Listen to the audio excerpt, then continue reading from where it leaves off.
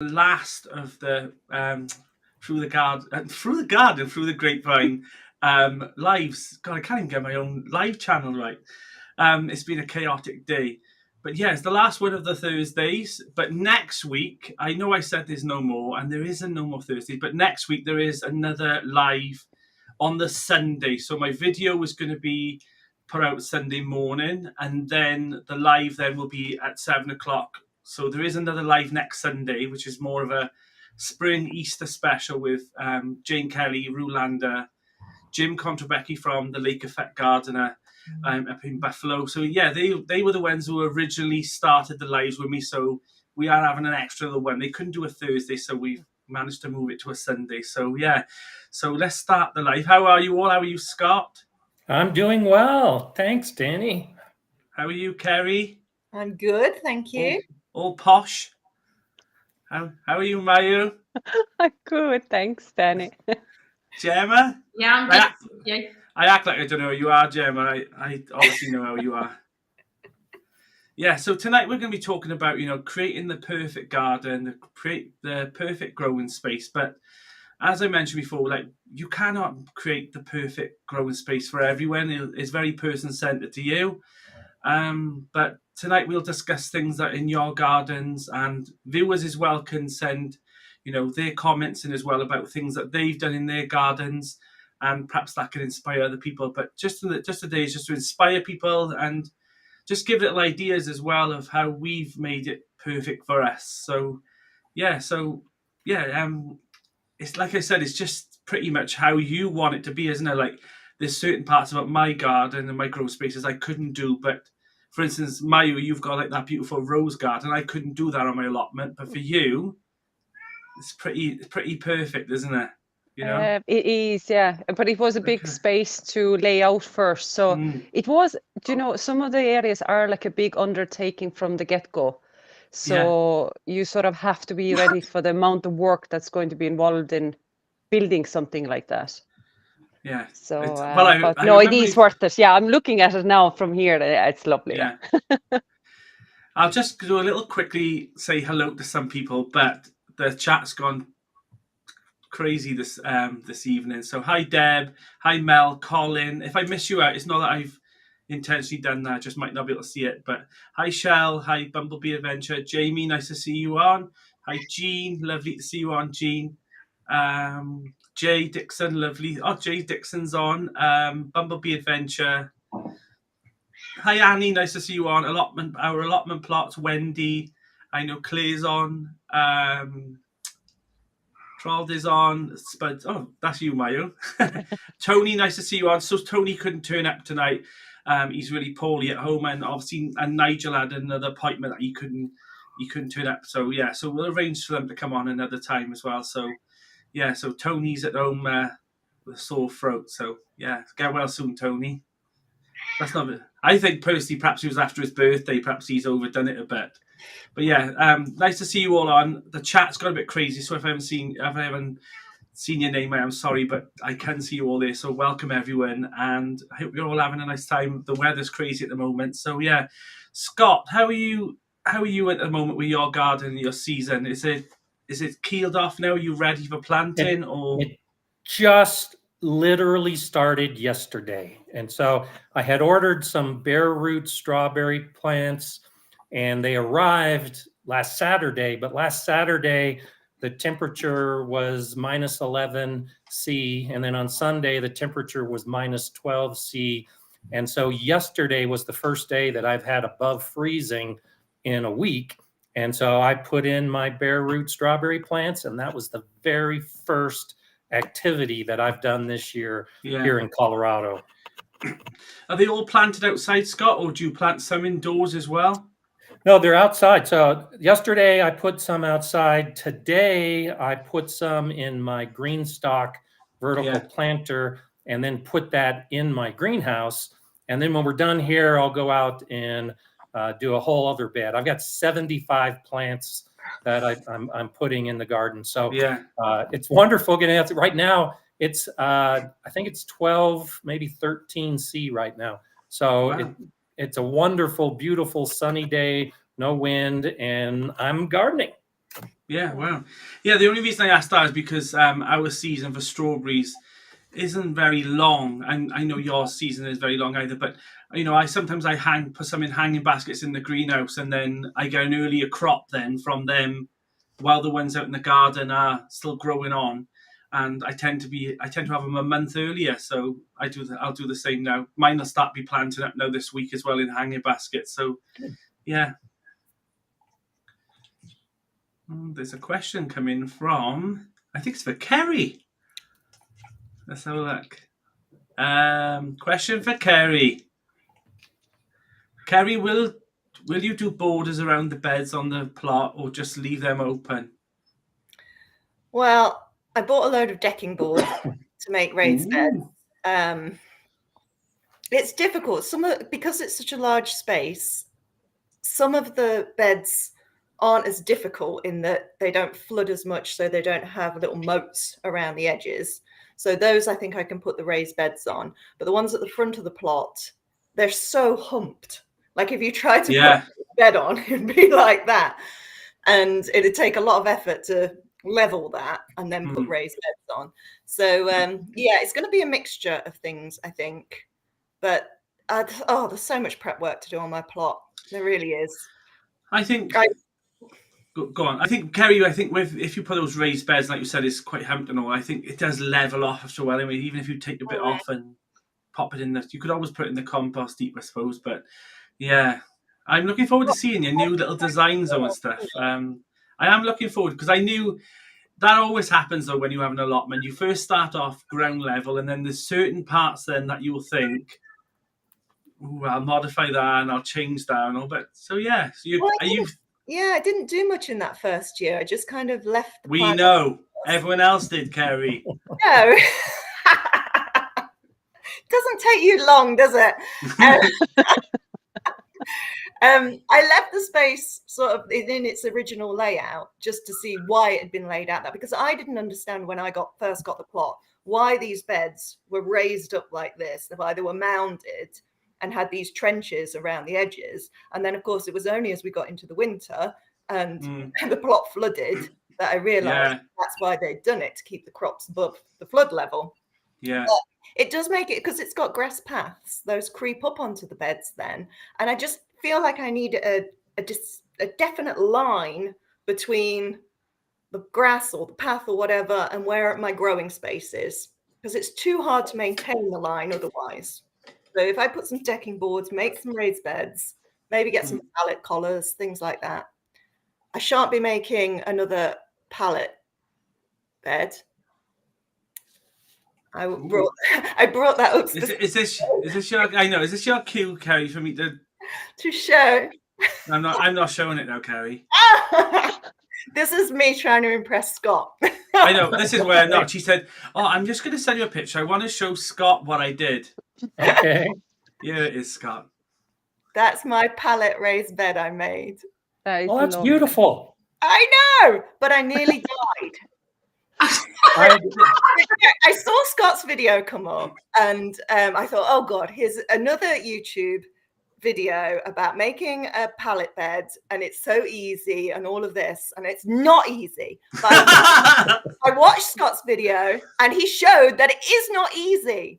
Like getting those nails out, getting those boards out without breaking them. I had a crowbar, Scott. I bashed it into my head. Yeah. I thought I was going to have to go A&E. I'm so proud of that bed, but I wanted two, and I'm never going to make another one. So in the end, I made some more beds out of. You only need one, just so you can say that you made it. Yeah, I agree. You've done it, Kerry. Well done. Thank Kerry, you. is that bed filled up now? That's not. You'll hate this. Right. It's got mint in it.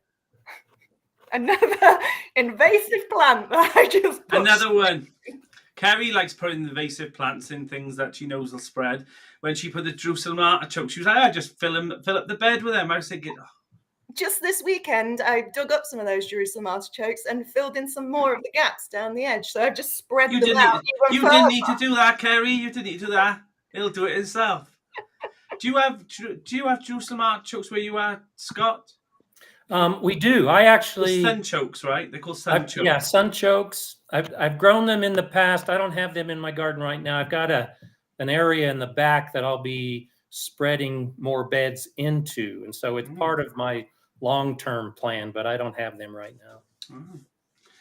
Well, funny enough, Kerry, I harvested my artichokes the other day. They were left in a 30-litre bucket, and a plot holder was saying how they really wanted to try growing some. So I said, "Oh, you can have some of mine." So I harvested what I wanted. I gave the rest, and he did the same thing. He said, "Oh, I don't care. Let them spread. I'm not bothered." I'm like, "You will be." So yeah, I thought that bed you built, Kerry. So they What? are. They're beautiful plants. They're lovely They are. flowers, and They are really pretty. but part of my reasoning is because we're not allowed fences on our plot, so it's all very open, and I thought it made a nice screen, and maybe it would stop the weeds seed blowing in from the plot next door. They've actually started introducing that rule. They haven't said that that's the rule that you have to stick to about fencing and boundary in your plots, but they have put in the rule that if you do want one from now on, you need to apply. Oh, Any structure on your site now, you need to go and ask the committee first whether there's an archway, because their understanding is that you could put all these things up, then you leave and they're rack and ruin, and then either the next person is left to clear it all up, or it's just left and it goes, But I've got like a cattle ranch sort of style around my plot, and the amount of old men that used to come past pretending to be riding horses and offer to tie their horses up and stuff and call me howdy partner and things. It never got old, I tell you now. But yeah, I thought the bed that you did was this one, Kerry. When were you guinea pig in? no, so that's scaffold board bed. Yeah. Yeah, but my brother-in-law made that for me. But don't look like this now, do it? I was actually really impressed on your last video how you did make a crown of garlic around, and then you sowed the seeds in the middle. I have seen that done before, but I did think You didn't expect it of me. Yeah.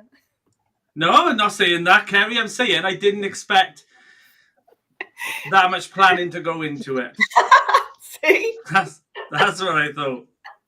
No, I did it last year, and I didn't suffer any carrot fly damage. It is a higher bed as well, but not. I don't think quite as high as you need it for carrot fly. I know they say about carrot root fly can only fly a certain depth, but I remember Tony O'Neill saying to me once, "Yeah, they can only fly that amount of thing, but the wind can blow them further up and over, and then they're stuck on that bed, and then they live on that bed then flying at that height." So don't be deceived to think sometimes, "Oh, I've got a bed and it's that height," because wind will blow them up higher, So yeah, it's always better to. I have my garlic barrier around there. Looks really impressed. I'm impressed with it, Kerry. I am. The questions are coming in. So there's one saying, which ties into what we were talking about just now, saying, Emma said from Garden of Emma. Emma, nice to see that you're on. You haven't blown yourself up this week. Do you think the ideal growing space is raised beds or ground beds? What do you think, Mayu? Both. Because I have also raised beds and I have ingrown beds. So I built raised beds to area where there's literally no soil. So that's just an area that's full of sort of filling stone at the time when the house and garage were built. So literally where those raised beds are, there is no soil underneath. It's all just being filled because we're on a real steep slope. So that was all leveled out with machinery. So there is no soil underneath there. But then where the in-ground beds are, that's where gradually more fresh topsoil was added. And there's still a lot of the heavy clay with stone mixed in as well on the base level. But at least the machinery never brought in the sort of massive rocks and stones, which was necessary to actually get the machinery around the building, to get the concrete slabs poured and all that. So there was a necessity to add the stone there And for me to utilize that ground, it can only be built then upwards. It was just pointless to dig down. And you obviously you have all the like piping underneath as well for sewers and Right. wastewaters and all that. So did you put anything underneath that gravel and all those rocks beforehand? Are you worried about weeds coming up or anything? There's no weeds coming up. There's nothing there, do you know? Because like when they would have to make the ground stable, as I said again, because of the slope, there's at least 2 meters of stone there. Do you know? There's just nothing else there. It was What's just What's protein under from there, the Mayu? What's under there? I want to know. Because you're starting to make me worry a bit now. I want to know what's under that gravel. Dig it up. No, there's nothing there. It's just solid rock. Yeah. All big, just filling stone. That's what it's called. So they're massive. These concrete. We had loads of truckloads of stone brought in, just to stabilize the ground. It's just something you had to do because the house is built on the top of the slope, so that's just we don't landslide down. I'm pretty sure we've all got raised beds and growing areas in the soil as well. Because I know I was on Gardener Scott's live on Monday, and we discussed that as well about growing areas. So if you haven't seen that live, go over to Gardener Scott's channel and have a look at his videos, and obviously the live that we were on as well on Monday, which was really nice live actually, Scott, wasn't it? You know, we discussed quite a lot of things. Yeah, you're a great guest. I don't care what all these other people say about you. Yeah, Kerry and Mayu. Listen to Scott. He knows. No, it was a really nice casual chat about allotments and the history and the difference between our growing areas and obviously for Scott, because they don't have allotments over there. So, but yeah, I agree with what Mayu says about having a mixture of both. And if I was looking at the Grapevine Garden, that's all raised beds all the way down. And as much as it looks very linear and very organized for growing, because all the nets and all the hoops all fit the beds perfectly, there was not enough character there for me to be able to then think, okay, I'll just put a little pile of flowers in this area, because I couldn't do that. And that's why the fig and olive plot became more bendy and personal, because I wanted from the get-go to have no straight lines. You know, I know there's beds with straight lines, but I mean like the paths and stuff, there was no structure from the start. I didn't want it to sit by those rules. So I have got like little triangles and little corners and niches where I can put flowers now and stuff. But yeah, I think you should have a bit of both really. And I know Garden of Emma, I know she's got some raised beds. She's introduced those in now. But I think that was more like she has problems that you carry with the flooding as well. So yeah, they are great for that, I suppose. But yeah, I think a bit of both. Gemma, you've got a bit of both as well, haven't you? You've got raised beds and... I've got all of the beds. Well, in the fruit cage, there's no raised beds. It's just in ground. And in my polytunnel, my big polytunnel and my mini polytunnel, there's no raised beds. It's not. I suppose the mini polytunnel is a raised bed, you know, like because it's on. But the big polytunnel, I've got no raised beds, and then I'm not going to have any. You're the only person I know, the YouTuber. I don't know if anyone in the viewers have comment now as well, say if they do the same thing. But you're the only person I've seen who've not fallen into that trap of doing the raised beds in the polytunnel. Because you didn't on your last polytunnel either, did you? You had you just grew straight in the soil, and then there was no, you didn't have no structure in there where you thought that can't go there. You just wherever there was a gap, then you put food and stuff, but. That would stress me out, Jem. I gotta be honest. I like to know that there's a bed there. I just like it that you can just. You do, yeah. You can literally fill it. You can fill your polytunnel because you only need a little gap to walk through. You don't need like 2 meters in the middle path with raised beds down the middle. All right, Jem. Yes, you do. You do need 2 meters. I'm just saying, for me personally, I don't feel like that's. Please, Scott. See, there's plenty of room in that one. That's my use. I feel personally it's a waste of space. That's my opinion. I feel like it's a waste of space. I feel like you could be growing in that space. Mm. Yeah, my actually, great. Sorry. Like my greenhouse now there. Yes, there are raised beds, but also actually under that there's no soil. It's all stone again, because that's the very last bit of the cliff we had as such. Yeah. From there down, there's at least 2 meter or more of a drop. Like it's slightly sloped, but we actually brought in on onto that site even a little bit more stone just to level it and push the cliff edge a little bit further away. And that was the biggest size of a greenhouse we could get, which is still 4 meters, and it's I hope plenty you've done big. that right, Mayu, because otherwise one day you might end up at the bottom of the hill. Yours would be called Spuds and Rollins. Rolling. Yeah, my polytunnel is there's about 3 foot either side, and in the middle. So if it's 13, so I've got 9 feet in the middle. That's spare. And when I say spare, it doesn't look that wide there, but it is. There's about 9 feet in the middle part. And the reason is because I like that area because I feel that the polytunnel is only really used where I don't go in there in the summer. When the tomatoes are in there, I only go in to harvest and water. And very rarely I water it either because it's on an irrigation. But I like that space. If anyone's seen my videos, I like that space to be working. It's like a workshop. So I use it to build raised beds and to keep my store my stuff in, because of how fierce our weather is, I actually do bring a lot of things in, like archways and obelisks and things, back indoors, because I have to feel why you don't need to leave them out in the elements all the time if you can just pick them up and bring them in, But that's something we do always agree to disagree with, Gemma, but that's all right. That's what friends are. What works for you. It's what works for you as well. That's the thing. It's Exactly. what works for you and your growing space. Yeah. So, You make Vince go out in the rain outside without his top on and build beds in the rain and film him so that the women on your channel can watch him do it. I know what you to do, Gemma. Gemma, is your polytunnel, your new polytunnel? This is like your main year now, though, isn't it? Yeah, this is the first year. It was up at the end of last year. So yeah, this is the first year with this new polytunnel. Yeah.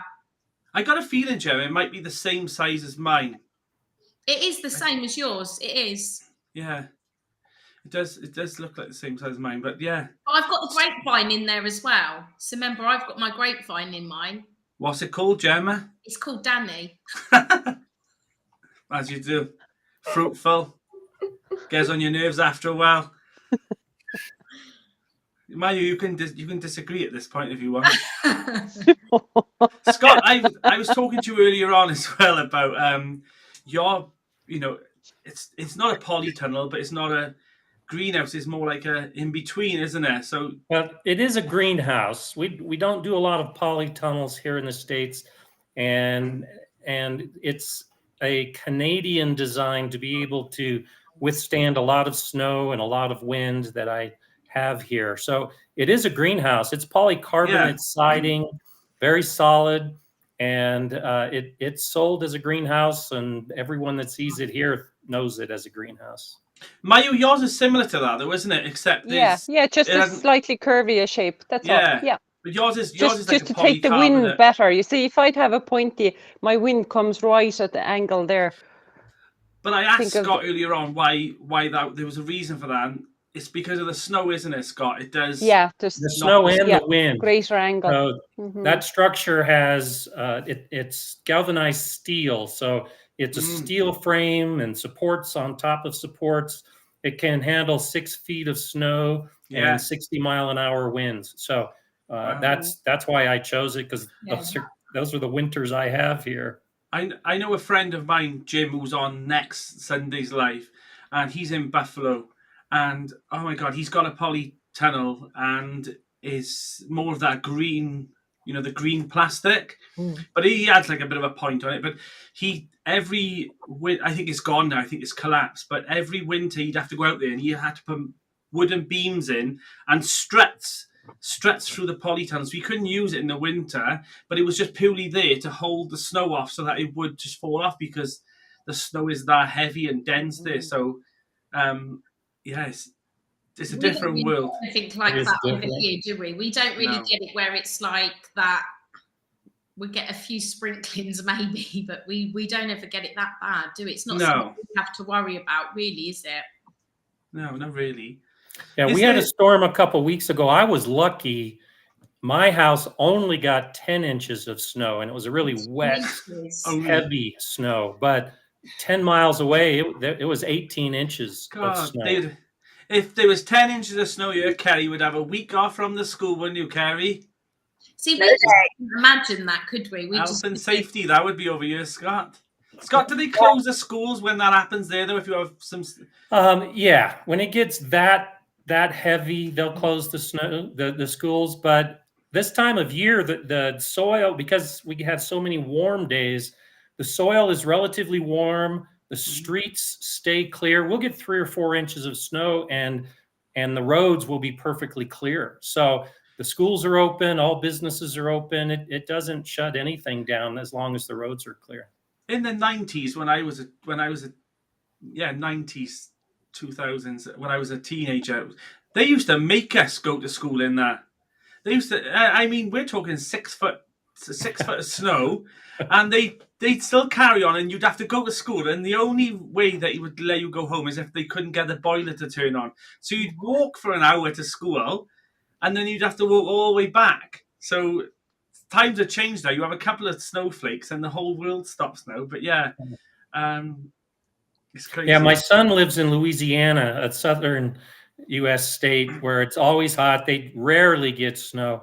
And when he moved there about 10 years ago, I think it was, they had a snowstorm, which was unusual. And he learned to drive here in Colorado. I would take him out during snowstorms so that he learned how to drive in the snow. And he was driving across one of the bridges between New Orleans and where he lived in Hammond, and was the only car on the road. And when we got to the edge of the bridge, there was a state trooper that was blocking the bridge because they had closed all of the roads in that area because it had a little less than half an inch of snow. And the trooper was yelling at him and asking why he was driving. And my son, of course, is like, what are you talking about? I learned to drive in 6 inches of snow. This is nothing. And the trooper said, oh, okay, go ahead.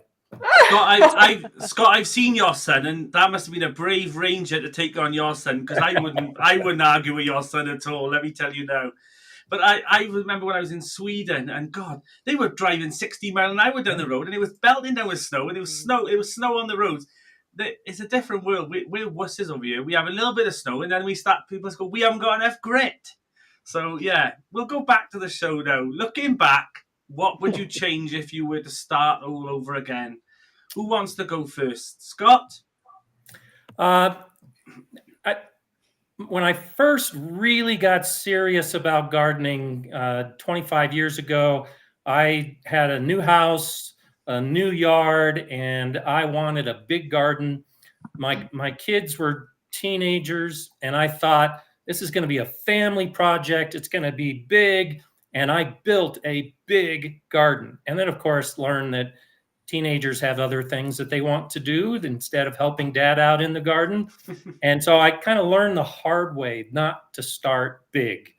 And so I always advise new gardeners to start small, just a bed or two, learn how to do it, and then expand. So for me, that's the thing I would change. It's just not start so big so soon. Yeah, I made a lot of mistakes, learned a lot, but made a lot of mistakes because there was just so much to maintain. Yeah. What about you, Kerry? What would you do differently? I don't know. I feel like I'm still just starting out. I feel like you plain sailed through the allotment life, Kerry. I feel like you've got a greenhouse. You probably would have put your greenhouse up before now. Do you reckon, Kerry? Yeah, I should have done that a lot earlier. You're waiting for someone else to do it. That's what you're doing. I really am. I think if I wait long enough, somebody Just be careful, honestly. I'm not even joking. Is it a glass greenhouse as well? Well, I haven't actually got the glass. Oh, Because that's why. it's Well, very I would long. get the glass first. I think the guy, because I got the frame off the guy, and there was glass. I think I've left it so long to collect the glass, he's actually gone and used it now. So I only have the frame. Yeah, I don't think it'll work without the glass in there. I had But- a serious answer anyway. I was going to say, Go on. I'm just starting out, but I wish I'd started earlier because I've been in this house 9 years and it's a big long garden. And for about 6 of those years, all I did was mow the lawn. And my mom came over and like cut back the hedges. And Look how shocked I am at that. I walked straight into that, didn't I? Kerry, I feel like you've done really well considering, and you've grown. Your channel's definitely grown, isn't it? Just you Yeah. as well. Like I remember when I first watched your channel. I told you this before. I thought, God, is she gonna last at this? Which normally, that's normally what you think, because I think your ideas of an allotment now have changed, don't they? Like you really do. You proper muck in now, and you really are planning things yourself. And I was mucking in from day one. Whatever. Scott, she walked on that allotment, right, and it was all cultivated. There was not a weed on any of the bench. She went, "Oh, look at this! So much work to do." Now look at it. And I thought, I'm not subscribing until episode 2 because I want to find out if she's actually this. And then it took till episode. What are you on now, Kerry? Oh, I don't know. I was on about episode 80, I think, before I. No. No, but I mean, it's definitely like you can see that you've grown as a YouTuber as well over the last year or so. Do you know what I mean? Don't you think? Yeah. Mayu. All right. Oh yeah, I'm good. What would you What change, would I have done? Mayu? I think if I would have been able to get all this, let's say like the terracing done straight away from the get-go, I would have gotten that done by the machinery rather Yeah. than when because we had a lot, we've had so much big diggers around the place because the ground is so stony and, as I said, so slopey. But after any little bit of these bits of bigger extensions like the greenhouse, we've had to hire another smaller digger and another smaller digger. They're physically, you could not ever shovel dig any of those areas. Or you wish you just got it all done in one go. yeah, at least from the like terracing or leveling parts of it, because I thought, oh sure, it would be grand, you'd be just walking up and down the slopes. We sloped it as softly as possible at the time. But God, if you end up with a wheelbarrow from one end to the other, it only takes a couple of times. And all right, Mayu, we get it. You live on an hill. You've made it clear. You live on an hill. You've had to build it up, Kat. You Mayu, will be buried under that soul soon. I'm worried, honestly. I am worried now. Because if I turn up there one day and there's a digger, What about you, Gemma? So yeah, diggers and dumpers. Yeah. What about you, Gemma? What would you change? I don't think I'd actually change anything, because I think that's how you learn. And I think there's, in hindsight, you can always look back and think, oh, I should have done that differently. But actually, if you'd have done that, you might have thought, oh, I should have done something else. I think you have to go through the process, and that's how you learn. I personally, so I don't think I would change anything. Oh. Sorry. I bet No, that's good. That's a great positive philosophy. Yeah. I Gemma, love I it. bet you Vince has got a different answer to that as well. Have something different to say. Bet he'd say, wish we had someone in to do it. Let me tell you now. You work that man to the bone, that poor man. I'm Team Vince, I am. Next question. What is your perfect growing space? The greenhouse. Why is that, Maya? Why? It's just the most protected space we have, because we are on the west side. It rains way more than it does on the east side of Ireland, so on the east coast. So it's just, it's the most protected and sheltered, and it's the most flexible growing space, I suppose. Outside you can only grow so much. You can always go in the greenhouse no matter what. Yeah, and a bigger greenhouse. I would definitely go for a bigger greenhouse if I could. In the greenhouse, can't you? Whatever it is, you can do something. Yeah. I had a comment about maybe a week or two ago, and someone said, "You're always in that polytunnel," and I'm thinking, "Do you want me to stand out in the rain?" Because the shed is cold at the moment because it's early spring. It's all cold, yeah. And I said, "Oh, it's because the polytunnel is the warmest environment that I've got. So if I'm going to be talking about seedlings which are in here, I'm not gonna walk." But yeah, I don't think some people in other areas realize how cold it can get you. And I know Scott was talking about this earlier on, how much your temperatures fluctuate so easy. Through a day, it can be a couple of temperatures drastically, Scott. Well, and this shows a big difference between like where I am and where you all are. My greenhouse is actually one of the worst locations in the summer. I do everything I can to keep the temperature below 35 C. And because Wow. it is so hot and so dry and so sunny here in Colorado that we had no rain during the summer, a lot of wind, but the greenhouse is protected from the wind, but the temperatures just keeps rising. So I open up all my windows, all of my doors at sunrise, and I have to keep the whole greenhouse open to keep it manageable, or else it'll fry every plant I have growing inside of it. I think we had like I think it was a heat wave about 2 years ago, and I had to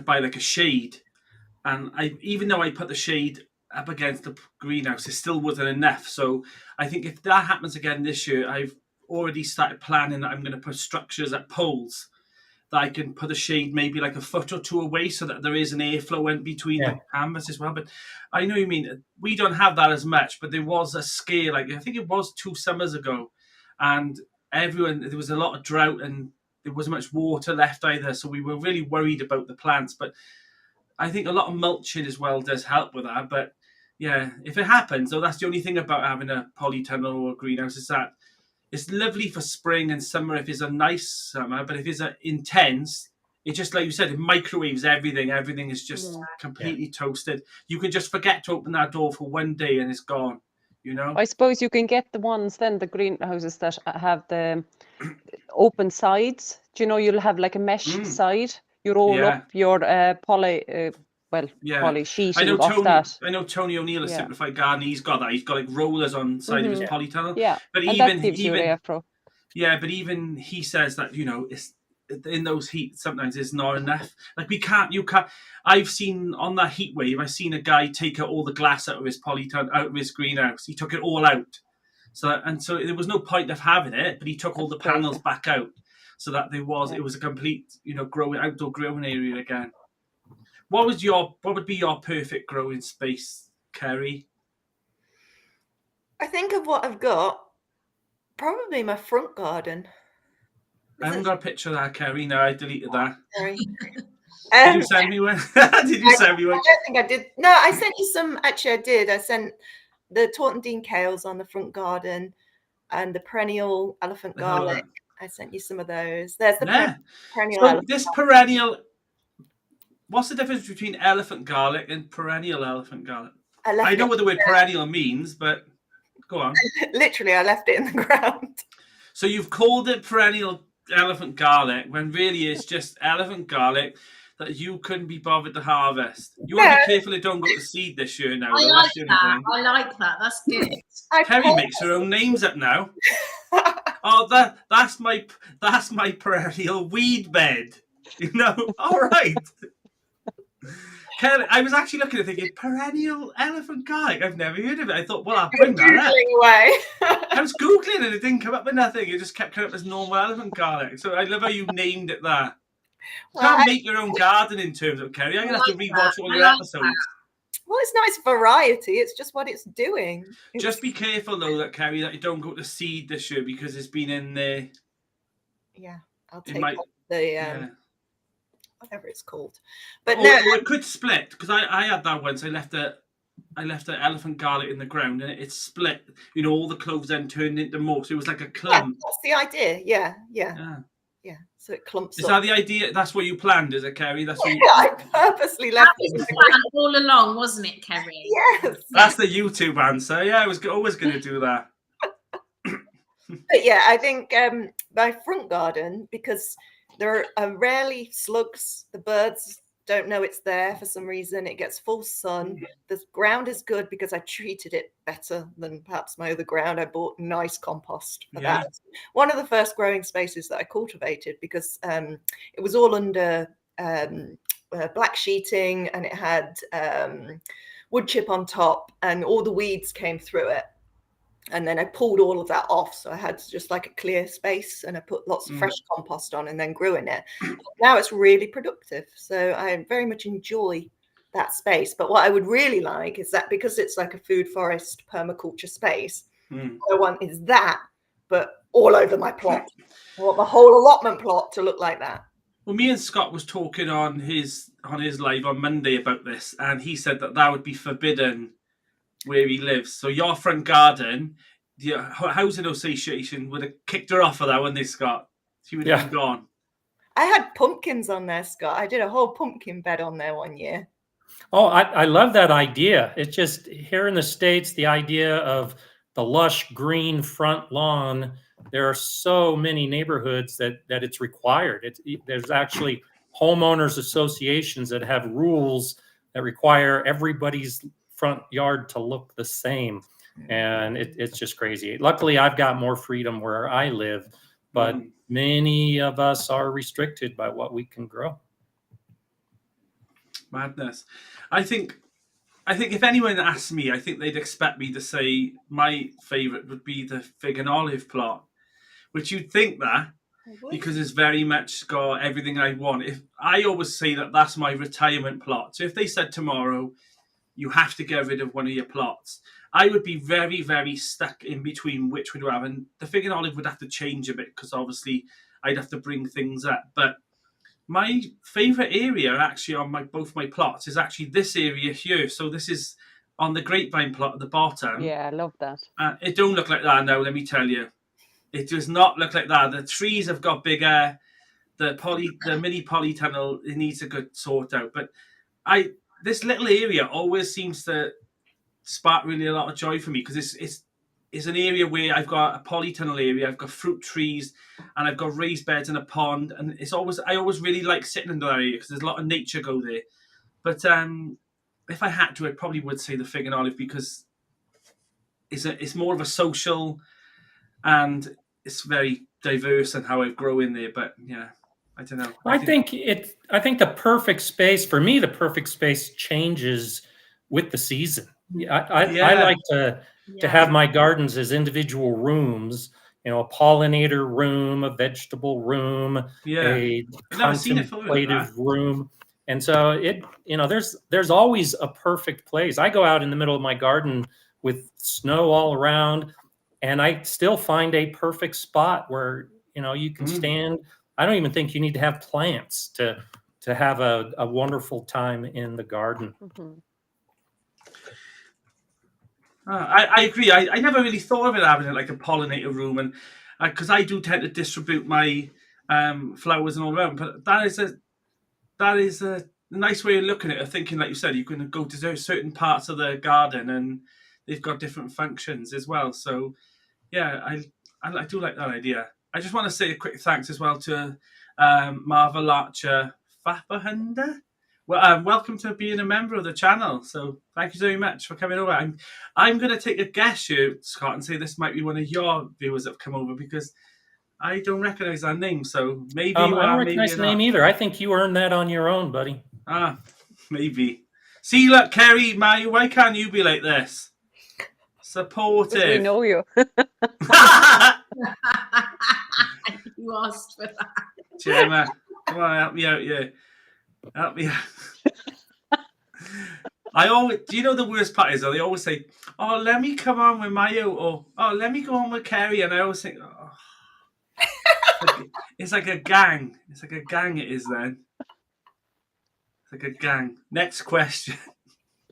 I always enjoy you both on anyway, even though I do pick on you a little bit. What companion, Kerry, you can answer this one. What companion could I plant with my onions and spring onions? Carrots. There you are. But I think anything really, you can plant a lot of things with them. I'll say the word debated with a few other people, including Ali as well. Where should you plant legumes next to onions?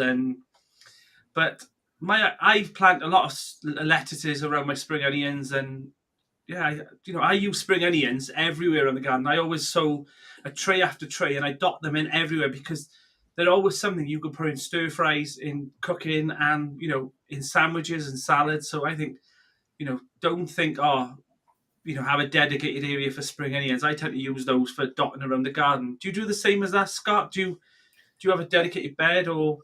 Yeah, I do it. That's my dog going out That's the dog door. Sorry for that squeak. I thought it was Gemma laughing. I do it the other way around. I look at onions as the companion plant. So I'll add a few onions to the squash bed. I'll add a few onions around the tomatoes. And so, onions, because they take up so little space, are ideal for filling in those little spaces that you have between plants. So that's kind of the approach I take. What about you, I can't Gemma? say anything about onions, and you know why. And I don't want. That's why I'm laughing. I don't. Go on, Gem. Where do you plant your... I Every can't- conversation me and Gemma has, right, she always has to say to me then, I don't know if I've told you this, but Vince is allergic to onions, so we can't have onions in our house. And I always think, God, how many times is this woman? At least once a month she has to tell me. So now every now and again I'll say in the middle of a conversation, I'm not sure if you've ever mentioned, but Vince is actually allergic. And then she says to me the other day, I haven't done if I've told you this about Vince, but he's allergic to onions. And I was rolling my eyes thinking, God, this conversation. And then she goes, but he tried onions the other day and he's not allergic to them. And I think, God, I've had to listen to this for a year and now he's not allergic to them. That's why I was just had a grin on my face when it was an onion conversation. I thought, Yeah. if I mention onions, he's going to go mad. So is Vince allergic to spring onions as well? Like all? What about garlic? No, he's fine with garlic. It's just Yeah. onions. But I think I don't know. I've tested a tiny bit in a big recipe. You So could have killed him. I know, but we have got to try this stuff. Yeah. All right. Oh, thank you so much, Crow Big TV. Lovely to have you on, and thanks for becoming a member. And also, I wish Jane Kelly was on right now. I really do wish she was. I've just seen Jane. Oh will my God, be- look. Oh my Jane can't actually be here tonight, I don't think, because I think she's got family visiting. But Locke, thank you so much. As always, you're always one of the biggest supporters of my channel, and thank you so much. So, yeah, after tonight, Locke, I'm going to be absolutely skint. I'm going to be skint until October, I'm telling you now. No more compost until October, everyone. Yeah, so but thank you so much, everyone, for becoming members, and also thanks for the donation as well. It really does help. That's a lot of bird feed. I'm glad, because I had to go out and get some today. I didn't realise I was mentioning earlier on that the chicken food, I'd run out of chicken food, and I thought, it's Good Friday tomorrow, then is Easter Sunday, and then Easter Monday. So I thought it'll be Tuesday, and I thought, well, I can't let the chickens starve until then, because chickens will eat and eat and eat. So I had to go out and quickly buy a bag of expensive one from another Pets at Home. They cost a fortune. God. Yeah, so thanks very much, Locke. I really appreciate it. What is your... Oh, we've done that one. What companion... That's not the one. I have a few shady spots around my garden. Other than lettuce, what could I grow in the semi-shaded spot? We've got a cat and a dog on the screen I now. was just going to say.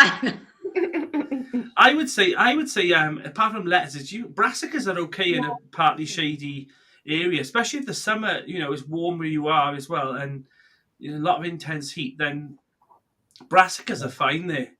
A lot of the early plants, peas Yeah, and the brassicas, spinach, beets, a lot of those, rocket. because they're growing in spring when there isn't much sunlight, they can actually grow pretty well in a shady area that doesn't get that much sun. I think if you've got pretty shady as well, like if you're sowing it now as well, like rocket, coriander, like cilantro, they're perfect as well, because they do bolt once the heat gets to them. So if you've got those areas, pop them there. That's there's. I remember when I did the herb garden, I had a comment saying like, "Oh, are you going to put any coriander in?" I'm like, as much as that's the dedicated herb bed, the coriander will be sown at the back of the plot, because as much as you can have a dedicated bed for certain things like herbs, you still need to put them in the right environment for, the herbs that I've got in there love being dry and hot, but there are certain herbs as well that will need, unless I had 2 herb beds, I'm not going to do that. So, yeah, so perfect really for things like that. So Yeah, I do that. I like to have the cilantro, and I'll in my tomato beds, I'll put it on the back side away from the sun for that same reason. Put it intentionally into a shady spot so that it reduces the bolting. Are we all I'll refer to it as coriander? Are we all coriander lovers? Because I always find it fascinating that there's there's two sides of the fence, because there's people on my plot, they think I'm crazy that I grow it, but they say it tastes like genetic. soap. But it's what? Sorry. It's genetic. I've actually read that. Really? That some people just can't eat it because the taste is so disgusting. Yeah. Mayu, do you like coriander? Are you a? See, you're Oh. one of them. She's one of them. She is. She's I one of do them. not like it. Oh, I think coriander chicken is absolutely beautiful. I don't want to What add more things to the list that you can tease me about. So I'd stay very quiet. You'll say, "Come round, Danny," and then I'd be like, "What's that hole?" No. What is your all-time favorite thing to grow, Gemma? Ooh. Oh my God, I don't know. Onions? It's not onions. I actually don't know. I don't know what my favorite. I don't think I could pick a favorite. I don't think I could pick. I don't know. What's everyone else's? Has everyone else got a Great favorite? TV. This is Gemma. Can't pick. How can you pick one thing? Because you've got things that are really quick, so it's like that's really good because you sow something and then it's quick to harvest. But then you've got something that you put in and it takes a long time, and that's when you harvest that's good for another reason because you've like had a really long. So and then there's things you really like eating. There's things you've not tried before. So how can you pick?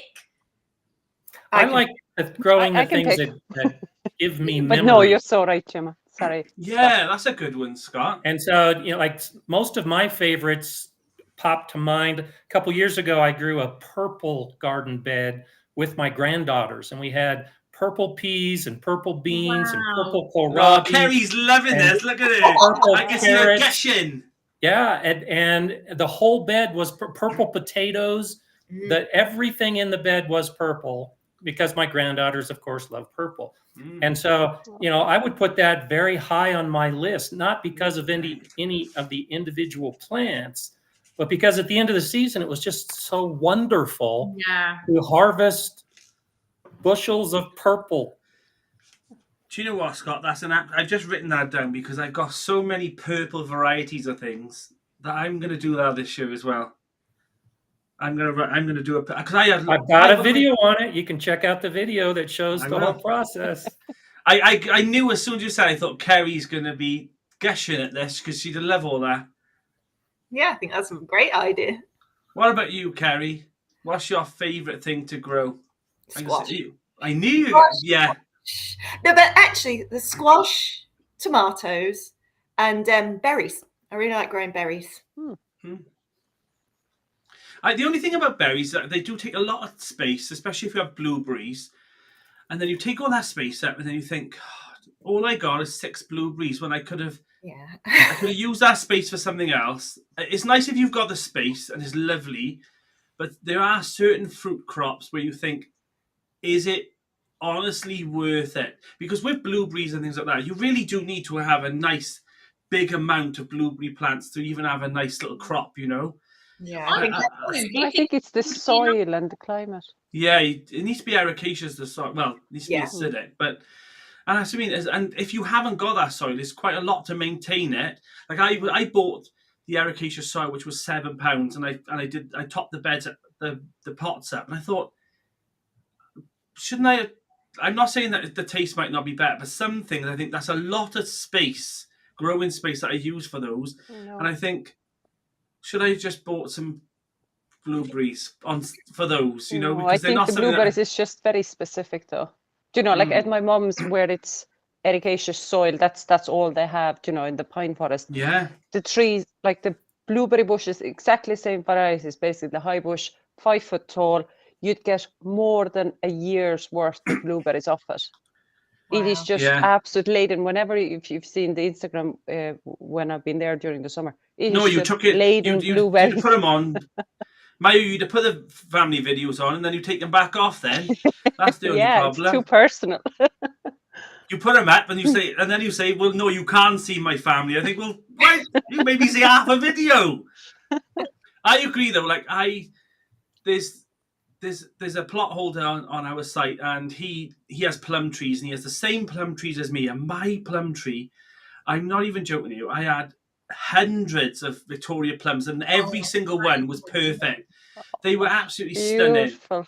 Oh, they were so good. But Lovely. he's had his trees. I think he might have had his trees a year or so more than me, and he's never had a plum. And I did say to him the other day, do you think now? I know this sounds brutal. I said, do you not think that they've had their chance? They've been in 5 years now, and you've not had one plum.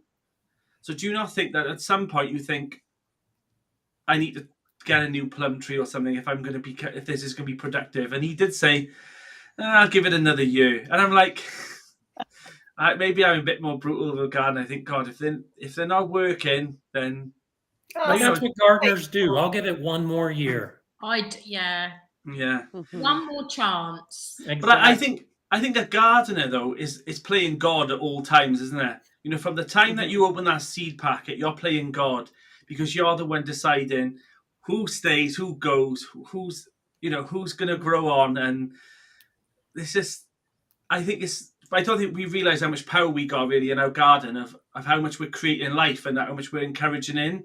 And that's why I was talking to Scott on his live about, bringing all that wildlife in. If you wasn't there, you probably would have wildlife there, but you probably wouldn't have the diversity that you're encouraging into your garden. And I think we don't take that for granted, that we're bringing, even though we bring all that food in and we moan sometimes, oh God, that's eaten that, we're probably helping a population of something along the way anyway. So yeah. I think most of the questions are over now, I think. So if you've got any more questions, add them in, because I tried running them down quite a lot there. I was quite brutal with them all. But someone else had just said, my wife says cilantro tastes like soap, so I omit it in the salsa and add it to my own bowl. I think that's really, really considerate of you. If I didn't like coriander, you wouldn't put it in my food, would you? No, I wouldn't. Actually, I genuinely wouldn't. I don't Kelly like to spoil anybody's food. No, I think food is precious. And look, if somebody has gone through the trouble of cooking and all that, there's no point spoiling it for a second. My sister-in-law is a celiac, so whenever I do, let's say, make cakes, or if it's a family gathering, I do try to make it all inclusive. So I'd always make it gluten-free, for instance, for that reason as well. But coming back to plum trees, for instance, you were talking about the biodiversity. I have 2 plum trees now that I've fully sacrificed for birds, because I have 2 sets of bullfinches, 2 pairs of bullfinches that come and every spring come and eat the little buds off the plum tree. So I think of one tree, I've gotten like 4 plums throughout a decade. Wow. I can literally watch them from the window go from branch to branch, from bud to bud, and pick them and eat them. But they're so fab as a bird. You can so rarely see them. They're so big and they're just so beautiful a bird. So I planted another plum trees now to the front of the house as well, near to the kitchen garden. So hopefully they won't come to this side. But in the orchard, I think that's lovely that you've planted things for them, No, I didn't plant them for them. I planted them for us, but they came and ate them. So I'm using them as like a sacrificial tree now. It's like, who's playing God in your garden, Maya? It ain't you. It's not you. I think, well, Maya, I don't know whether or not you've seen these, but I'll send you a link to them later on. And I haven't got a picture of them. But they're actually nets you can put over the tree. Have you seen these? For cherry trees, I will try to use this. It's like not a sock. I don't want to call it like a sock, but you pull it over one branch. But you can only do it on particular trees, the ones that fruit heavily on one branch, that have a very linear branch system. As you could have another tree that has loads of small branches coming off the main trunk. I think with the plums, I said, like I harvested quite a lot at one time, and luckily they all ripened. But because I started noticing a lot of wasps started coming then, because they could smell them. So I thought, okay, now's the time. But the cherry tree, I was lucky it was at a size where I bought this huge net and it went all over it, and it's got like a pull cord at the bottom, and it stops like the squirrels and birds from having the cherries. And you're supposed to take it off after about a month or so, as soon as it's ready to harvest. But yeah, but you see the bullfinches come in spring before the actual leaf buds come out. That's what they eat. They eat the leaf buds. So they bare, like they literally take the branches bare. Do you think it's because that area is so far from the house as well? It's not that far. It's just more secluded. It has more trees around it. It has more shrubbery around it. So it's a perfect wildlife haven. Yeah. It's good for trees. So if you could change things, Maya, would you change that? No, I wouldn't. I love it. Yeah, I love it still. It's just pity that we can't get plums from those trees. But look, that's why I said, like, I planted more of them now closer to the kitchen garden, and hopefully we'll get some from there. But again, you have to wait for a couple of years for plums. Like sometimes you could be even 8 years before you can get a fruit. So it's down to how old of a sapling you'll get, Yeah. How old is the tree, what you actually plant originally? Scott, I don't know if you know this. So because my plum tree gave me a good crop last summer, will I have a bad one this year? Does it work? You shouldn't if the conditions are the same. In fact, you might actually have a bigger harvest because the tree will put out more of the branches. Yeah. The problem I've seen that gardeners often have is you have a really good year, and then the next year it's even better, and then the third year it's bad. And sometimes it's because they didn't prune. You need to actually pluck off some of the dead wood fruit, and so you actually overwhelm the ability of the tree to support all of the fruit. And then the following year, the tree needs a year to recover. It needs to, boost the energy within the roots. So just be ready to thin out some of the fruit. And there's no reason I would imagine that you shouldn't have it. There was that much fruit on it. It was snapping the branches. And it was only the tree was only like 3 or 4 years old. So it wasn't a huge tree. So I was thinking, I was worried. I was even like stringing at branches to keep them from snapping. But so I'm a little bit worried about this year because I don't want that plum tree to, become too damaged. But yeah, someone's just comment saying, his Big Will Dog 82 has said, gardening is a selfish hobby masquerading as a thoughtful one. Non-gardeners think you're being nice gifting produce when really you just want it gone and eaten. I agree with that. Like the courgettes, God, I always feel sorry for these people on my allotment site because the new allotmenteers, they always say stuff like, "Oh, someone's giving me 6 courgette plants. Isn't that lovely of them?" I'm thinking, you sick person. I know. You. Gemma, I bet you fell for that when you first went on your plot. I didn't. But the thing is with courgette, we do eat a lot of courgette and we freeze a lot of courgette. So I can't get enough of them. But they are always the ones that people are giving away the plants. They're giving away the courgettes. They're like trying to push them on. You always see them really proud walking up the plot thinking, oh, they've just given me 19 courgettes. I'm thinking, yeah, you've done them a favour more than they've done you one. But I think if you do like courgette, I've decided this year I'm just going to do... courgettes. I love courgettes. Yeah. I'm just doing the yellow ones. The what one? Making a sweet bread with it. Yes, I've seen that. I've not done that, but I have seen that. And I love that recipe. Wonderful for breakfast. I've never done courgette. I've heard of courgette cake. I've heard of that. Putting it in a chocolate cake and it's supposed. Kerry, have you done that? You like a bit of bacon. I do, but all these recipes that you get for courgette gluts, they're like half a courgette. Yeah, are they? Like you make a courgette you do that, though, don't you? Kerry, you know you do this. If they say half a courgette, Kerry, you make 2 cakes. And that's how you do it. And that's why I've got a belly. I have a recipe. We call it zucchini here. And with one courgette, I can make 2 loaves of the zucchini bread. And I'll freeze one and eat the other one. And that's a week of having tea and zucchini bread in the morning. I'm going to look that up. That up. That's sounds right fab. on my street. Yeah. I have a video. It's like my least watched Ooh. video because Oh, you know It's it's not all gonna be about one of your it's got my followers. recipe and shows how I do it, and nobody going to wants get a to boost see now. me make zucchini bread. But it's really good stuff. definitely Everyone going to look comes it on up. this show, right, and they always mention their least liked video to try and boost the Scott. So that was clever. No, I think that's brilliant. Danny, I grow courgette and blueberry cake. It's yummy. Wow, that I would probably enjoy that because I do like courgette. Chocolate courgette cake is actually so moist, so I probably would like that. And Annie has said courgette and cheese soup is divine. Never heard of that either. There's so many of these recipes, but have people created these recipes because they've learned to get rid of these things like courgette crisps with salt and herbs? Ooh, I think that that's sounds what's good. happened. Yeah. I do one. It's like got with halloumi, like you grate carrot, courgette, and halloumi, and it's supposed to be onion, but obviously I don't use onion because Vince is allergic to onions. So, and then you just make them into like a patty and just fry them. That's really nice. That's Wow. delicious. Yeah, do you I do like anything to with- slice it nice and long and thick, and then put it on the grill and with olive oil. And That's what we do. Wow. yeah, There you go, then. I'll do that every Yeah, night in the love summer. Wow.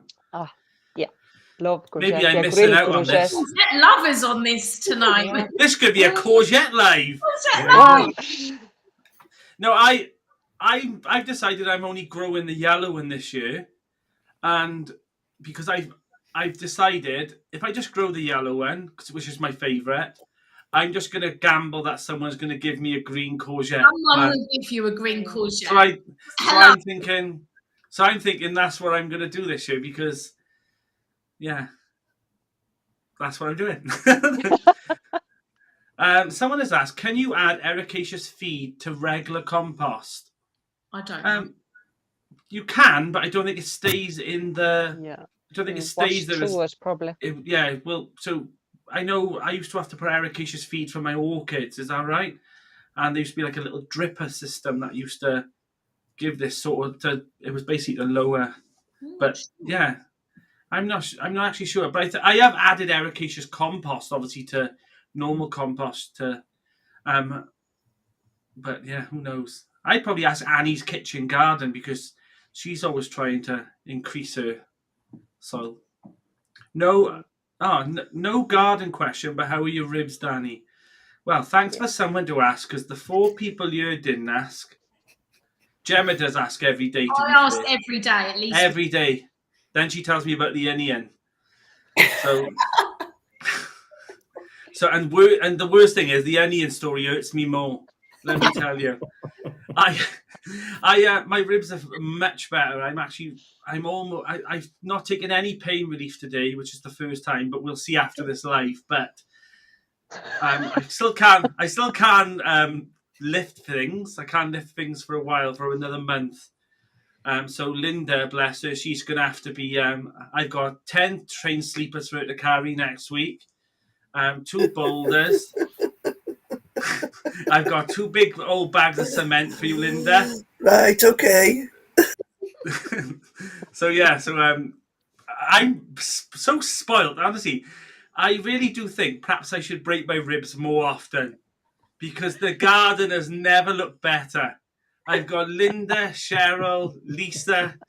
I feel like Charlie's Angel on the allotment. I was sat there the other day and I was feeling guilty that I thought, I've just had a couple of sandwiches with them to say thanks. And I thought, and then I'm stood there going, if we put Abba there, and I felt really awkward doing it. But Linda and Cheryl, they don't mind, but it's because I couldn't do the lifting stuff. And they tell me off terribly. Like, they're like, honestly, I get bossed. But you shouldn't be doing it. That's why you shouldn't be doing it. Don't start now, Gemma, because it's hard. I'm shocked. Yeah, but I'm shocked they've got to this stage of it's been 3 weeks now. I'm shocked that all I've done is sown. I got too many projects piling up that, I like to carry on with my jobs and my agenda is changing now. So I have to try and I've decided I'm not going to do the fruit cage now for, obviously I'm not going to be able to finish it for spring. So it's going to have to be for future project because It's just one of those things. I'm fed of it in the house, though. It's a whole fruit cage in my house. Not built, because I mean, I don't have to go. I don't boil the kettle inside there and then. But yeah, someone Locke has just said I was going to ask Linda to poke you in the ribs to see if you're still raw, but I did think that. I thought, if I was being dodgy about this, I could think I could probably, when I'm better, how am I going to wean myself back off to not being better? Do you know what I mean? Because they do mother my garden a bit, and I do love Cheryl coming on the plot because she plants a lot. So there is one dedicated bed on my plot that every time I plant it, I can never get it as nice as how Cheryl really thinks about how things, grow really well flower-wise. I'm a veg and type of person, so I really appreciate it. Like Cheryl's just commenting now saying, "We know you will help with your projects. I can't do a fruit cage for you." Oh, well, I was hinting, Cheryl, though I'm too short and rubbish on a ladder. Well, I think you and Linda could, between you, she could sit. Cheryl could sit on your shoulders, Linda, and you two could get that fruit cage sorted for me. That'd make a brilliant video. I'd be hounded to death if that happened, because Linda's become the new national treasure of YouTube. Yeah, Everyone's protecting her at all costs at the moment. I don't know what this woman's done. Right, she's come on. I was like, go and have a look at Linda's channel, and then the next thing I know, she's like a sacred goddess now. I have to worship her. she is. I thought how things have changed, honestly, because the other day, and this has become a bit of a thing now, Linda leaves, and I do it because obviously I want to be a gentleman and I want to lock the allotment up, so I didn't want to leave Cheryl to lock the gates up. But Linda now, she misses bouquet waves as she's leaving, as I'm locking the gates in the rain or something. And I think, how's this happened? But that's what happens now. So I just do it because I don't want to leave Linda out in the dark, because I wouldn't want to leave and then, something happens to poor Linda. I'd be mold. So she's being passed a bottle of wine here, but it looks her in the background. I have got this thing about Linda as well that I do tell, if we're around, not behind her back, I do tell I do make a joke that Linda's got a bit of a drink problem on the allotment, that the cafe is not a cafe, it's actually a bar inside. And I sometimes I do get told, I can hear Linda shouting over and telling me off for saying it. But I was talking to Scott on his live about, and you'll see it in my Sunday video. I was talking to Scott about how we've now got a system in place for coffees and cakes, and we've both bought bells for our sheds. So we ring the bell, and then we've got 5 minutes to come to my plot. And if Linda rings the bell, I'll run there within seconds to get the cake and coffee. So yeah, we've got bells on our shed now, so we can ding dong. But I did say we should have walkie talkies, and then she said, "This is going too far, and I should stop being so stupid." But thanks, Lynn. And she also said that we've got mobile phones, so there's no need of that. But we designed the bell system now as well. Kerry. Look at Kerry. I look when I said that. This was a success on your video, wasn't it? Yeah, I know. No one was more surprised than me. Yeah, I was. I was very. On my face. Every YouTuber, right? They film saying, "I'm now going to put the peas in the bed on this guttering system." Now the trick is with this is to do it first, and then film saying what you're going to do, because that don't always happen. What you did, Kerry, and I was there, and I gotta be honest. As a bit of friendly, I was thinking, go on. And then it all slid in, and I thought... I introed it by saying this will not go well. But it did. It all went in... Yeah. I think the trick is to do what you did, though, is that wasn't a massive, long length of guttering, was it? So... No, that's about... It's 1 meter 2. Do you do this, Scott, on your garden? Put it into like a drain gutter?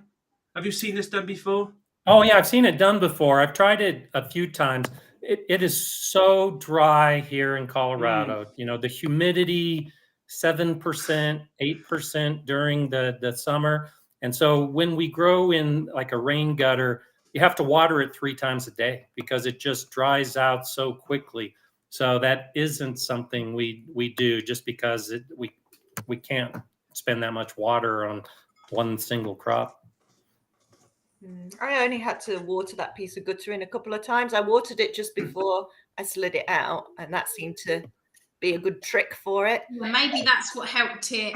I've never seen anyone do that so well. Well, you'd love this, Kerry, right? So I was given, when I say I was given, I walked past a skip a few years ago, and the builder that was there, I said to him, you know, are you actually throwing these away? He said, yeah. And they were long, you know, the long light, like fluorescent light tubes, the coverings. And I think it might be an old school or something. And I said, oh, do you mind if I have them? There was 2 in there, so I took them out. And inside, I took a little bit of faffing, but I took out the inside plastics. There was a couple of little fitments parts in there. And I made one. I've never used it. I don't know why. Did all that effort and never did it. And you could grow the peas in there, and the actual fluorescent light covering, which is clear, will form the cloche on the top. Oh, So it would. So no mice could get inside there. yeah. And then the end part, I just cut off, and they was just taped back on.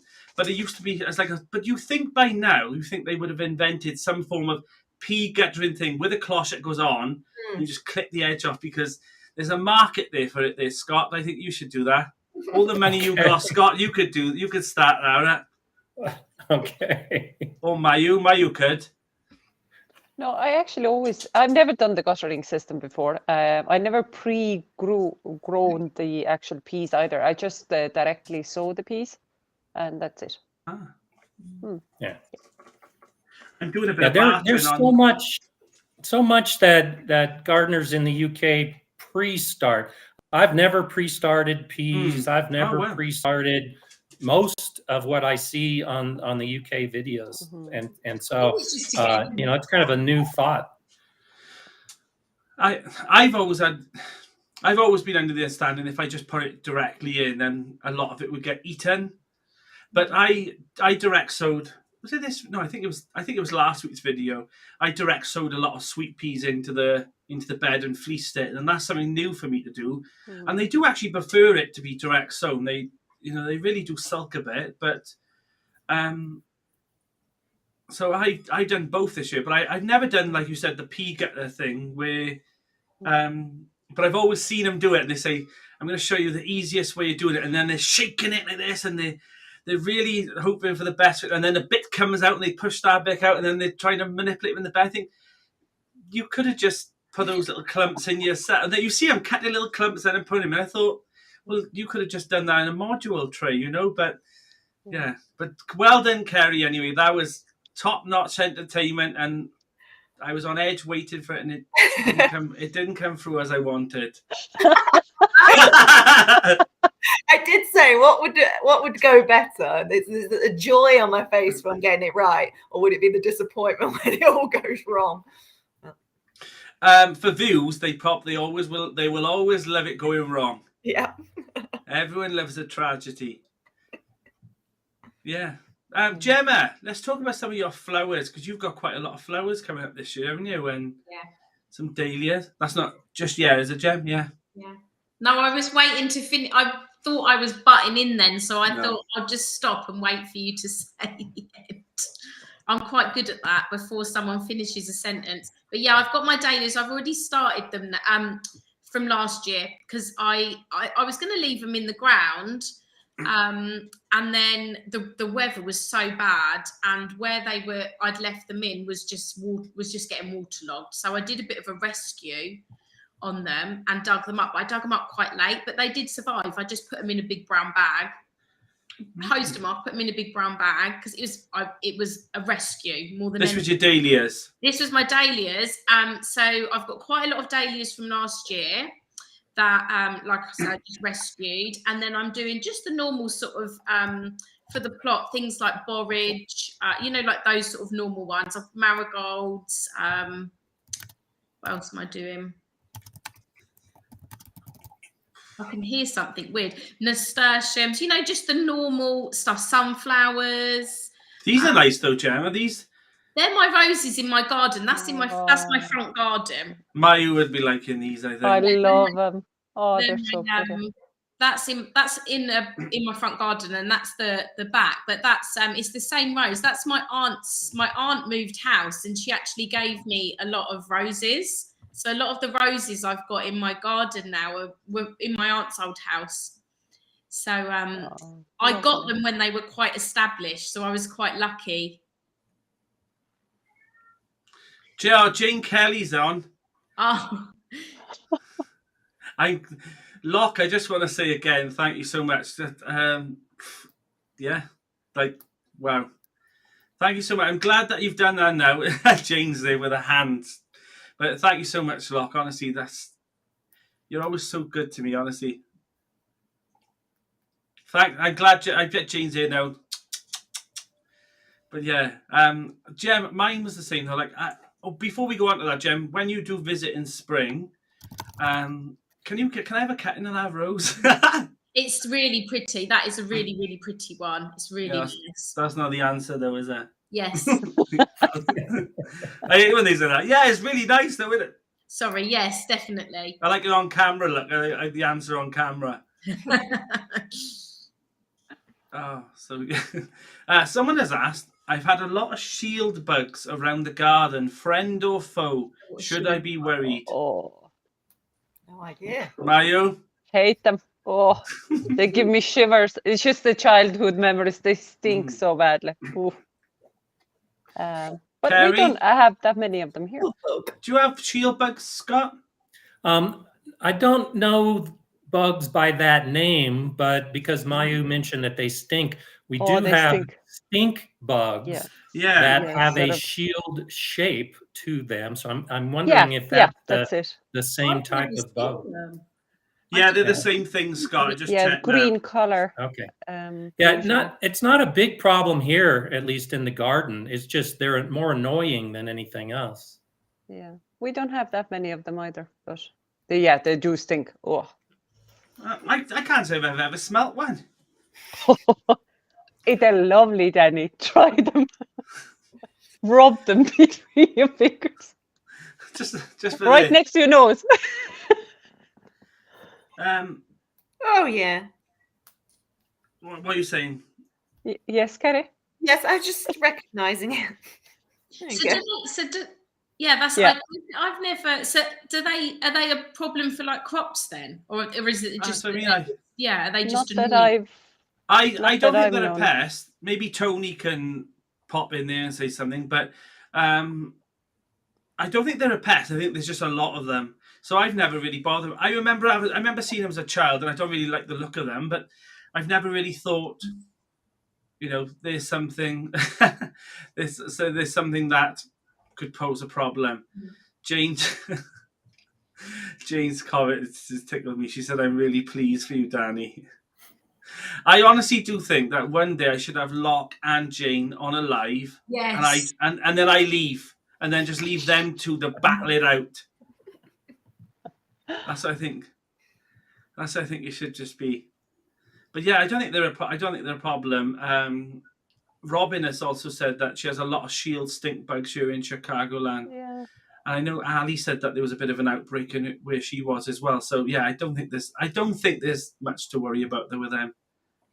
But yeah, I wouldn't worry. And about they won't bother you if you just leave them be and they walk around. Yeah.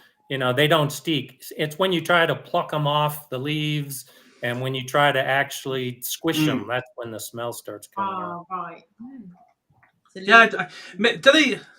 Mayu, did you smell these stink bugs when you was back home or when you were here? Back home, but here as well. Yeah. But it's Why are just you getting so close to him? Leave him But alone. no, you can accidentally, if you're weeding or something, let's say, you accidentally could squash one up like They in your head. smell They're that not that. much. Oh. No, they don't, Danny. They're lovely. You know what, Mayu? The next time I find one, right, I'm going to film it. I'm going to film. They're this like they're like coriander. They're just beautiful. Oh, that's fine then. I'll be all right. I take it home. I'll call it Gary. So someone has just said, if you sow peas in the ground, good tip is to put thorny cuttings on top to deter mice. I've heard people say to put cinnamon and things like that as well, that deter the smell. I've seen some people dust their peas in cinnamon as well to try and mask the smell in the soil. Ali says that stink bugs are a bit like rotten eggs. I've seen quite a few stink bugs, well, these shield bugs in my garden, but I've never thought, God, that smells. Don't know. I'm probably too busy with a Victoria sponge or a cup of coffee. So someone has just said cinnamon is a great fungicide. Oh, someone, Jane Kelly. a viewer that is. Yeah, I use it on the orchid inside. Wow. I think that's pretty. So another thing I wanted to bring up, Scott, is that you was talking about that you was thinking about putting solar in the garden as well. So I think that's something that I've got in both plots. I've got on both plots, and to be honest, I'm very it benefits my garden in the winter and the summer. This sounds such an entitled thing to say, and Mariah Carey, cover your ears. Is I use my solar energy mainly for either irrigation or charging batteries, but mainly for my fan in the shed. So it keeps me nice and cooler. So I've ordered 2 more for the polytunnel. So I'm going to try and set it up so that if it's too warm in there, it's going to turn these on, and at least I'll make the airflow a bit better in there. So and it'll be used. So the sun that's actually creating the heat in the polytunnel will also power the fans that will aerate the polytunnel. So that's something I'm looking into. Yeah, and that's the big reason I want to do it, because my greenhouse just gets so hot. I need that extra ventilation, and I don't have electricity. I'm too far away from the house. I don't have electricity in the greenhouse. But those fans, I've already got them picked out, ready to go, to just drill a hole in the wall and stick in those fans that are you can. I've looked for this little gadget that used to be around a few years ago, and for some reason you cannot buy anymore. But I know Rue over at Rue's Life, she's got this huge, big fan. It looks a bit like an air conditioning sort of size, but it's not a box. It's just quite flat. And she's got a solar panel that comes with it. You can buy a very small fan now, but hers is very industrial for the size of a polytunnel. And she puts the solar panel outside in the summer, and it does blow the air through. But you just can't seem to buy them to that size anymore. That you used to, they're just very small fans now that you can buy. But I am looking into it and trying to have a lot more circulation in the polytunnel. So there is a video about that. I do a lot of stuff. Big Will Dog is asking about shade cloth. I've got shade cloth in my greenhouse. I've got 2 windows, 2 doors. And I can keep the temperature within about 10 degrees of the outside air temperature during the summer. But when the outside air temperature gets up to 30 C or 35 C, that extra few degrees just is harsh on the plants. So the ventilation will enable me to have the inside of my greenhouse the same temperature as the outside air. And that's kind of what I'm hoping for. Yeah, I'm the same. I've got shade cloths that I just use, but it's for some reason once that heat's in there, it's hard to remove it and get it going, and that's something I am looking forward to. Another new gadget for the plot, anyway. So we shall see what happens there, but it's worth a go anyway. Yeah, I think that's pretty much it. Scott, I just seen the question about the shade cloth that had come up. So so can you believe that it's almost time to end the live? And I just want to say, obviously, can everyone who has got a YouTube channel, can you type in YouTube in capitals in the chat so that other people can go and subscribe? Like I said, next Sunday, there's going to be another live, and my video is going to be out in the morning rather than the afternoon. So it gives you time to watch both. I mean, two sessions of me. I mean, Mariah Carey, you're going to be saturated by Danny next Sunday. I bet you cannot wait. I just want to say thanks to every single YouTuber that has come on this season, really. And since October, I think I've done 20 lives in a row. And I just want to say thanks to every single one. I could list you all, but there were so many, and I'd be here all day if I included the Christmas special as well. Because I mean, that was a live where there was 25 YouTubers came popping in. It was like the Muppets show at one point. Everyone was just in and out. But I just want to say thanks to everyone who has watched these and has grown this this live little community. And you've all come on every week and watched. There'll still be lives every once a month or every now and again. I'll obviously advertise it and stuff. But I'm going to do some one-to-ones as well, so you can have so I'm going to have a nice little one-to-one with Kerry on a live, one-to-one with Mayu, but they cannot wait to be separated. They'll be timid, and that's what I'm looking forward to. They won't gang up on me. But yeah, and like I've said, if you have got a YouTube channel or you feel like you could contribute something to the lives, send me an email, because I'll be obviously arranging for October.